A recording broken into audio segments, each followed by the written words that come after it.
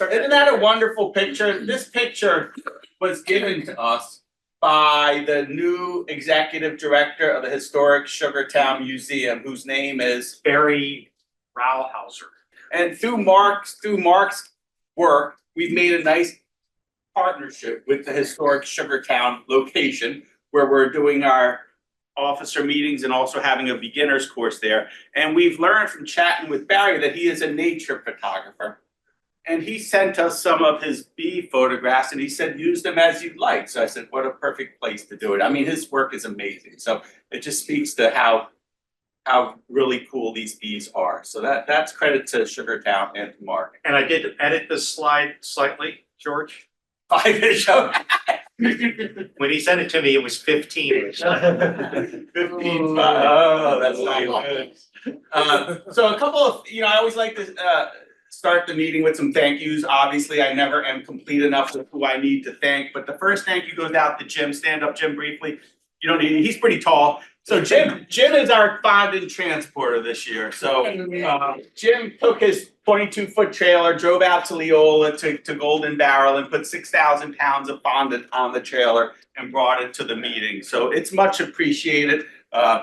And thank you, Jim, for doing that. And we sold 6,000 pounds of fondant. So, it's a good thing to have it. So when the emails go out, when the ask emails go out, sometimes I get frustrated because I get very few responses. But for this email that went out, I had 5 people willing to transport fondant for the club, which was awesome. Wonderful. So I don't know how Jim got so lucky, but but the people who own trailers really stepped up for the fondant delivery. So thank you. Really quick thank yous to some other people. Really quick. There's a lot of work going out at the CCBA apiary at Cheslin. The new apprentice program ran by Joe, and the Queen team ran by Brooke, and Charlie and team have been prepping 30 hives to get through the winter. So we have hives to do education with next year. So credit to them. A lot of sugar feeding, as you know, not much fall flow. Donna, of course, for putting together the meeting agendas. This is a business meeting / DIY, which is our first time we've ever done really a DIY meeting, which is Donna's really innovative. So we're going to see today people doing what they're doing with their wax and their propolis and their honey. So really cool. Thank you, Donna, for being innovative. Of course, Patrick and Stephanie for the snacks. Most of us know Monica. Raise your hand, Monica, really quick. Monica is the person behind all the social activities this year. So the hive hop, the picnic. In December, we're going to do our holiday party. So that's the last big social event for the year. So instead of listening to me on the second Saturday of December at a regular meeting, we're going to have the holiday party on December 13th. Right upstairs. Right upstairs. So in this place upstairs, there's going to be a holiday party. I've twisted Tony's arm, Tony Dambro, who is our resident mead wine maker. Tony's around somewhere. He's That date is December 13th. So Tony's going to be bringing 5 gallons of honey wine to the gala. So anyway, you're going to see more details. We're going to ask people to register. There's going to be a small registration fee, but I think a glass or 2 of Tony's wine, and we're going to have it catered. The social events are always lots of fun. They're low key. You hang out, you chat bees, you chat with beekeepers. I think we're gonna do a Jeopardy for those nerds out there who like trivia. So live music. Live music. We have a guitar player playing. Young girl doing guitar. Lots of fun. So sign up. The conference planning is underway. Carissa has volunteered to lead this, I think, still. And TBD. We're in discussions. I know. I'm totally transparent. That needs help, honestly. So there's gonna be another meeting request coming up. We need help to pull that off. You guys said you wanted an in-person conference. This wasn't my idea for sure. So this was what you guys told me, that you wanted an in-person conference in addition to a virtual conference. So we're gonna do it. Third weekend in March. If people want to put it on there. So we moved it because we heard that daylight saving or spring ahead is that Sunday. So we pushed it back to the 3rd Saturday in March, so we get an extra hour of daylight at the end of the day. So the in-person conference, you won't be driving home in the dark. You'd be driving home in the light. So that's why we pushed it to the 3rd Saturday. We are looking at the Chester County Historical Center in Westchester as the location for the conference this year. It's a beautiful building. There may be some challenges that we need to work around from parking and things like that, but really what we need is people to help out, get speakers, get involved with setting up the event. Anyway, I'm running into my 15 minutes. And thanks for Mark and Ed for willingness to run for the board of directors. So, you know, we will have a full board again for 2025. Thank you guys. Upcoming highlights. I mentioned the December party, I mentioned the fall fondant sale, and I mentioned the conference. And there's going to be an ask from me. You know, this November business meeting is the start of the transition to 2025. So just so everybody knows kind of how the process works. The first thing that happens in the transition, I don't know what happens in our country, but in the CCBA, there's a transition. So the transition starts with the new board directors elected. So the new board directors will be elected today. So there'll be 7 people on the board. The next thing the board does is it chooses its president for next year. So the board after the election will decide who's going to be president for 2025. And then that president needs to fill all the officer and committee lead positions to make the club run. So that's kind of the progression of transition every year. Step 1's happening today. Step 2 will happen in the next week or two. And then step 3, whoever the president will be next year, we'll be asking for people to volunteer, right? So we have 7 officer positions and 10 committee lead positions to fill. So there will be an email out, and if anybody has any interest, please put yourself out there that you're interested in serving in one of these roles. Yes, Carissa. I just want to say that the newsletter that just went out this morning, at the very end, it has a description of each, like the expectations or duties of each officer position. So like president, secretary, so it's kind of, and that was copied directly from our constitution. So if you're wondering, if you're interested in, you know, wanting to be an officer, you can go to the newsletter and it'll tell you, you know, what those duties are for whatever position you're interested in. And I'm a big proponent of role sharing because I think we're all volunteers and we're all busy. So, you know, if more than one person is interested in a particular position, you can get along with the other person. I'm all for role sharing, honestly. So, yeah, so please don't hesitate to put yourself out there. So any questions on that trend? So the membership elects the board of directors appoints the president selects the officers and committee leads, and then we roll forward from there. Every year the process basically recurs. So that's kind of how the constitution is written for our association. Y'all want to run for something because we all love each other and it's a lot of fun. So come on. Heckling welcome. Heckling welcome. Yes, we have a terrific group of officers and committee leads this year. Really, I mean, it's been wonderful working with everybody. I was going to say that for next month. Let's talk bees, right? So this doesn't change month to month. It never changes. It will never change. So when you think about hive inspections are important. The only way you know what's going on with your hive is to do a hive inspection. If you don't do hive inspections, your bees are likely not to survive. I think that's a generalization, but I think it's a safe one to make. When you do inspections, you're basically assessing for 4 things in your hive: bees, brood, food, disease. Everyone say bees, brood, food, disease. Bees, brood, food, disease. Thank you. That made my day.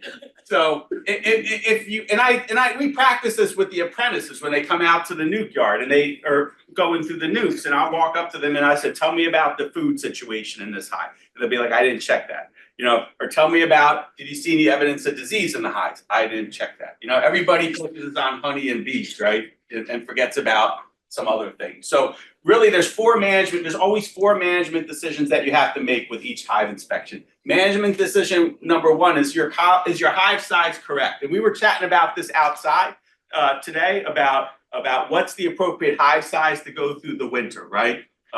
Trust me, you can get very small hives with very small colonies through the winter. Ed Shark gets 3 frames of bees through the winter. Granted, he has polystyrene hives in these 3 frames. I have gotten probably 100 single 5-frame deep nuke boxes through the winter without any problems. I'm sure a lot of people could raise their hands and say I've gotten single 8s and single 10s through the winter. So you don't need big boxes. Now, if your bee, So the bottom line is if you have empty frames and empty boxes in the winter, I would take them off personally. You know, you want your frames full of honey and your frames full of bees going through the winter. A big stack. Now, I'm not my arch Enemy. no, he's not an enemy. What's his name? Nemesis. Nemesis Keith. We'll tell you 2 deeps and a medium going through winter, and I will tell you 1 deep going through a winter. So somewhere between those 2 things is probably reality of what you should have going through the winter, right? So, you know, anywhere from basically 1 deep or 2 mediums, all the way up to 2 deeps and a medium is probably appropriate depending on your goals and what the colony size is. But if you have boxes, if you have supers that have frames in it that have nothing in them, take them off take them off the hive. They're only extra space. They're not doing you any good. Take them off. There's nothing that you're going to do to increase the number of your bees right now. You know, you are basically, brooding is done. I personally think brooding is done early this year. I pretty much 90% of my hives have no brood in them right now when it's the end of October. Whether or not that's in response to basically the dry weather and the lack of fall nectar flow, I think. But you're not going to do it.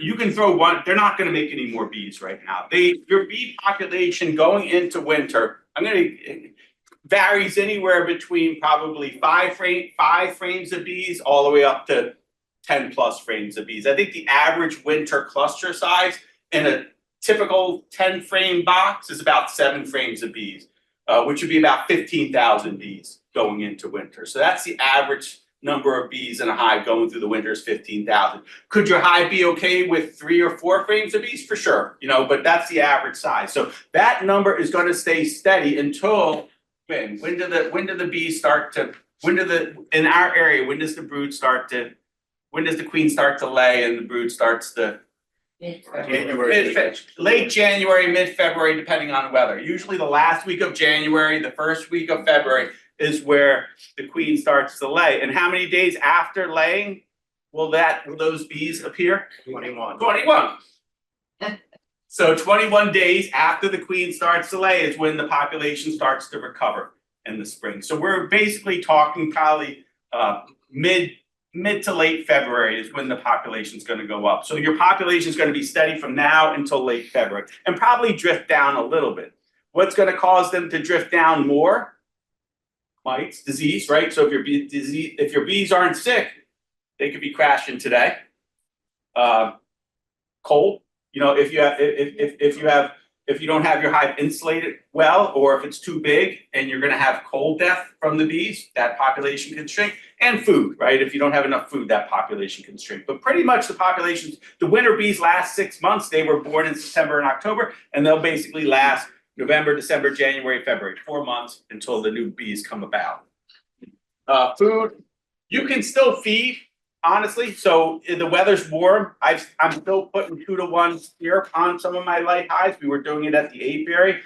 Generally, when the daytime temperatures are less than 60 degrees, you probably have to stop, because at 55 they're going to cluster, and when the bees cluster, they're not going to go up and take feed out of the feeder, right? So, you know, you could still, usually this time of year, we're done because the average daytime highs are in the mid-50s, but right now we're able to continue to feed. Once it gets cold, it's eventually going to get cold. You cannot feed syrup anymore. There's no point in doing it. And then you're going to go to, if you still need to feed, you're going to go to some sort of solid feed, such as fondant. And there's nothing you can do. Well, we are going to do our December dribble again, oxalic dribble. So you probably could dribble your hives now if you wanted to. They're broodless. So if you wanted to hit them with a vaporizer, oxalic vaporizer, or oxalic dribble, you can. The club will do the oxalic dribble in December. So we'll make up dribble, make it available to the members, tell you how to use it, because that's our tradition. So we'll continue to do that. But I don't see any reason why now you can't do it now if you want to. I have endless time now. You got 8. Gone. You got No. That's started. so I have must to consider. So November management considerations. A must do is insulate the top of the hive with a 1.5 to 2 inch piece of insulation, R10 at the top of the hive. So this is what you should have at the top of the hive. I can't think of any reason not to have this at the top of your hive, right? There's no reason. Is there any reason? Are we in 100% agreement with that? Yeah, so insulation at the top of the hive. I always used to use 3/4 of a piece of insulation, you know, because it was cheaper, and I'm a beekeeper. But I've gone to a full 1.5 to 2 inches at the top. And through doing this, I've noticed the single deeps, I run single deeps through the winter. My single deeps with thicker insulation were heavier coming out of the winter than ones with 3/4. So I'm now recommending go spend the money and get a thicker piece of insulation. Yes. Do 2 pieces of You can. 3/4. Right, that's my technical expert. The question is 2 3/4 pieces of insulation as long as they're tight together? Sure. Sure. I'd Just 'cause agree. that comes in like a big sheet. You Yeah, have like 2 hives. yeah. Big sheet. Yeah. Big. So this is a must. Take the queen excluders off. That's a must. Anyone leave their queen excluders in the hives for the winter? I've seen it. Yeah, so, you know, the queen excluders Just fine. need to come out of the middle of the hive, right? The cluster moves up in the winter. You know, you want the queen to move with the cluster. If the queen excluder is here and the cluster is here and the queen's here, or the bees stay with the queen, they can't move up to the food, just get your queen excluder off. Now, if you want to put the queen excluder all the way up on top of the insulation so you don't have to store it, that's one thing. You could do that, but don't have the queen excluder in between the boxes for the winter. That's a must. That's just, I hate to say, that's just a must. Okay, number 3. Wind breaks, close off screen bottom boards, tape up box joints as if leaky. Anyone disagree? A lot of people leave the bottom door open. Yeah, is there a good reason to do that? You know, if you're worried about ventilation. If you want more airflow through your hive, right? Right, so that used to be taught that it didn't make a difference if you leave the bottom board, if you leave the screen bottom board open or closed in the winter. I would say close it up, honestly. For me, that's a must. I don't see any reason to leave that screen bottom board open at this. I think you're just exposing the bees to cold, and I don't know why you want to do that. Control over their environment. If you don't have a constant breeze, they can manage the CO2 within the hive themselves and keep it close. And the thought is that, again, I'm not the smaller hive guy. You know, no one's really has novel thoughts in beekeeping, right? People have been beekeeping for 1,000 years, right? So, but Merle Stone, those of you who know Merle, right? Merle used to be a past president many years ago, and Merle used to talk about overwintering in single deeps, and I used to like scratch my head. I was like, dude, how are you doing that? You know, it's not big enough, not enough space. But he would tell me just single deep, just put them down in a single, and I think the thought is that, yeah, especially when you close out the bottom and you make them smaller, their CO2 level rises, the heat loss goes down, and they're able to just consume less in the winter. So this whole concept that the bees need 80 pounds of food or 100 pounds of food to survive the winter, I think that was because we were making it difficult on them, honestly. We were giving them too much ventilation, we were giving them too much space, we were giving them so on and so forth. But I personally think a large colony can get through the winter on 40 pounds of stores. That's kind of, that may be cutting it close, but that's kind of what I think is the average nowadays. If you close off your bottom, if you make it small, if you get to top ventilation, and if you kind of lock down their environment, I think they only need 40 pounds to survive the winter. Yes, Chris? Does a natural hive have an open bottom? What's the answer? It depends on how rotted the tree is. It's not, These are out there to support, what's being said, so it's, you're right, Chris, and also research. But do they have a reduced entrance either? Oh, natural ones? Yeah. It's a knot hole. I've seen, I mean, it varies, whatever size the hole is in the tree. They're not changing the size of the entrance in the winter. Where's that red hat? Oh, they can't propolize the entrance. You have a question in the back? Yes. One, can you tape your phone? Cause the phone I put on the heat, and what are we doing with all the moisture with the swinging temperature? if that's capped on top of. Yeah, we'll talk about that in a second. But yes, good question. Yes, the bees will chew this, right?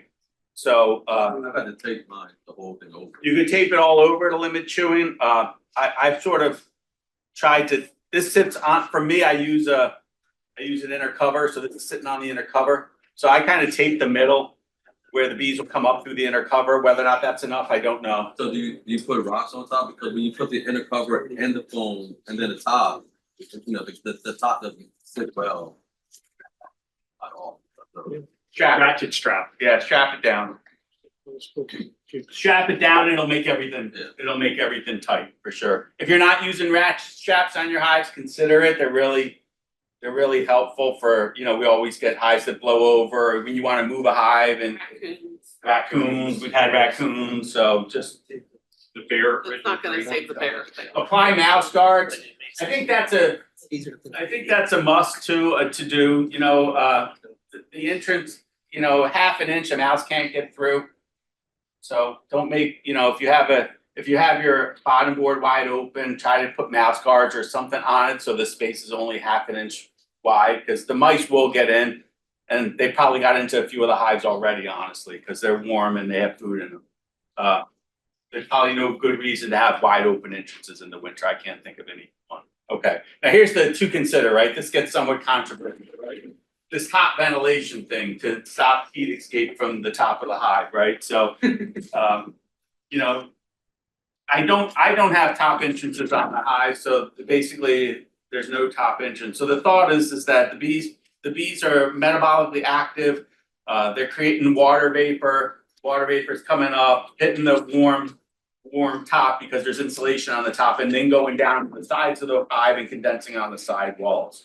So that's kind of how you get away with not having a top a ventilation for your hive. You can, and then some people say, well, what happens if the snow gets deep? Do you know what I mean? Like, what happens, we're not in one of those areas, what happens if you get 2 foot of snow and the snow is up to the bottom board, you know, should you have a top entrance then?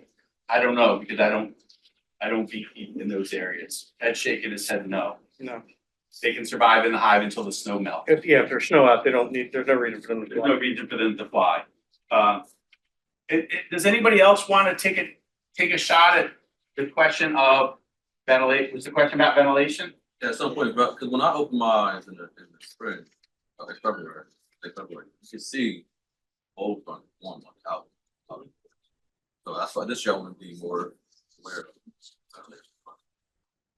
Yeah, so the question, if you see mold, then do you have moisture issues, and why are there, do you have enough insulation at the top of the hive?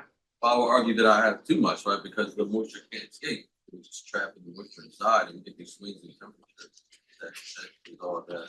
So a cloth under the They ventilation, use I mean, again, research has shown that the bees need moisture in the hive. but not dripping on them, right? So Not you have to dripping put on the, them. like a wool cloth underneath the insulation, so that gets water and then it puts it into the cloth and then they can drink it out of the cloth. Or mold is fine. A little mold is fine. Yeah, little Doesn't the top insulation prevent it from like raining down on it? That's the thought, Oh, right? It goes to On the sides Sides of the. or on the corners of the top, you know? With that said, I spent many years overwintering, relatively successful with top ventilation. I've spent the last 3 years overwintering with no top ventilation at pretty similar success rates. But I'm convinced that the bees use less resources in the winter when you shut off the top ventilation. And that's pretty much why I'm doing it, honestly. Because I'm going into winter with single deeps with less food in it, so I want less food consumption. So, yeah, so, and again, the natural tree has the hole at the bottom and at the top is closed off. So if you're trying to mimic that, they're not ventilating out the top of the tree. Sure. But I think you have to do what you feel is right, you know, and then go out there and see what happens, right? And does it make sense to what you're seeing or not seeing, you know? I'm not gonna tell people not to run top ventilation because it's worked for a long time and that was the standard for me. Sure, Chief. I have a burlap that I put up under my top. Uh-huh. Is that okay? Because sometimes by springtime, the rivers get pretty some people use Homosoap board, some people use wool blankets, some people put a shim in there and put, burlap or put wool blankets to help with the moisture at the top of the hive. All he uses is hunting socks. And then the bees will come up and suck the moisture out of the wool blankets, so there are options, like if you wanted to put something at the top to help a little bit with moisture. You could. And does that insulation board, I know it's an easy way out, but could that be put on top of the hive? Completely on the roof, rather than inside? What difference would that make? Yeah, I think you can put it at the top of the hive. I ratchet strap it, so if I ratchet strap this, the ratchets are gonna start to Dig into it? dig into the sides, I think, but. Gotta be inside. I mean, from an engineering standpoint, you're gonna get the same heat train. Yeah, as long as it's, as long Down a as, little bit because you have the lower insulation value of the wood at the top of the, well, it's gonna be covered, but Jim, so, in my winter configuration, in a single deep or a double deep nuke, I have a shim at the top of the box, so the last box, and then there's a 1.5-inch shim that sits there. And the shim is basically if I need it, right? So if for some reason I didn't feed my bees enough in the fall and they're running out of food, and I come in January and lift the hive and the hive is light, this is where the fondant or the sugar bricks or whatever you put goes up there. So I just put this on my hive at the start of winter just so it's there. Again, it's not necessary. If you think your hives are got plenty of honey or sugar syrup and they're plenty heavy, you don't need the shim. But I like throwing the shim on for winter. And then, so the shim, the insulation board, and the cover. And that's my winter configuration. Now, the only downside of putting a shim in is that if you're kind of like a little bit slow in the spring to get out to see your bees, they'll basically fill this all with comb, right? Early on. So you just gotta be aware that, they'll do that and they'll fill it with brood too. So it's a little bit of a mess if you leave it on a little too Put that long. on over the installation? No, I put this on over, so I want you can put this on top of the inner cover and have the bees come up through the hole in the inner cover to access this. I tend to put this right on top of the frame and then my inner cover on top of this, because I want my emergency food sitting right on top of the frames and they don't have to come up through the inner cover to get to it. They But don't wanna break the cluster. right, and also if the cluster generally sits, if your hive space south, the cluster's gonna sit more and towards the front of the box, it's gonna sit on the warmest part of the box, right? Now, if your cluster's big, they're gonna be able to access through the hole, but if your cluster's not big, you don't want to put the food over the hole in the inner cover in the middle and have the cluster up front. So for that reason, I take this goes right on top of the top box, and then the inner cover goes here, and then the insulation goes on top of it. I see you have a notch in there. I don't. You liar. Liar. He's a notch. He's a notch. Didn't even see a notch. No notch. Yes. hey, George, one other This thing. was built about 4 or 5 years ago. So now you wouldn't put a notch. I would not put a notch there. Alright, thank you. And then this will get some cover if these go on. Yeah. So. But yeah. Yeah. This is. Though my notch is small, so I was hedging my bet when I made these, so I was already thinking like small notch, but The yeah. other thing, George, is sometimes I use actually a screen inner cover. So I can put the fondant and the wool blanket on it. The bees, you don't have to worry about the bees coming up. Yeah, that's a good point. So if you put number 8 hardware cloth right here on the bottom of that and then put that on, then you can open up your hive without having bees flying in your face. That's for the So can you clarify, is non-lazy number 8 beekeeper. that bees can pass through or they can't? They can't. Number 8 is 8. And you put it on the bottom or the top, because I've done it both ways. Well, whatever you put it on becomes the bottom. Well, you can flip it over, shit. Depends where the notch is. Yeah, depends on the options. He's saying it should be on. On the bottom. I was smartly saying it was on the bottom, yes. I've been using it on the top so I can open up my hive checker without getting bit in my face. And then everything goes on top of the hives and the screen is on top, and when I open it, they don't come out. But how do you add more food? I have to lift the shim and put food in. So if you flip it over and let them come get the food through the screen, Same amount. then you can continue to just feed without. Yeah, I would flip it. I've done it both, yeah, I've done it. Yeah, I don't think it really makes much of a difference, but what does make, you want, for me, you want that emergency food sitting right on top of them, especially if you're dealing with smaller size clusters, right? If you're dealing with a big cluster, you can put your inner cover on and put this on top and everything will be fine, but if you're dealing with a smaller cluster, just put it right on top of them. So I put, all my hives have this, well, not yet, but they should, all my hives should have this on it, and all my hives have this on it. And as a side note, if you go to the CCBA education YouTube channel and look at last month's meeting, there was a long discussion about how people did their winter setups. So Yeah. there's- I'm repetitive, I'm good at that. The last to consider is to wrap your hive with tar paper or foam board insulation. You know, I don't think it hurts. It may help, honestly, it may help keep them a little warmer, allow them to move around a little bit better. If you wrap your sides with insulation, you'll probably, the bees will probably consume less food in the winter. Surely there's a trend to poly hives now, which are insulated poly hives, and the bees are gonna consume less winter food in there and that. But is it gonna make a difference between your hive surviving and not surviving? Probably not. The two things that are gonna make the difference if your hive survives or not survives, the only things that you can do at this point is put insulation at the top and put a shim if they need emergency feed. Nothing else that you do at this point is probably gonna make a difference to whether or not your hives are there in February or not. And thank you for my 10 minutes. Any questions before I turn it over to Donna? No.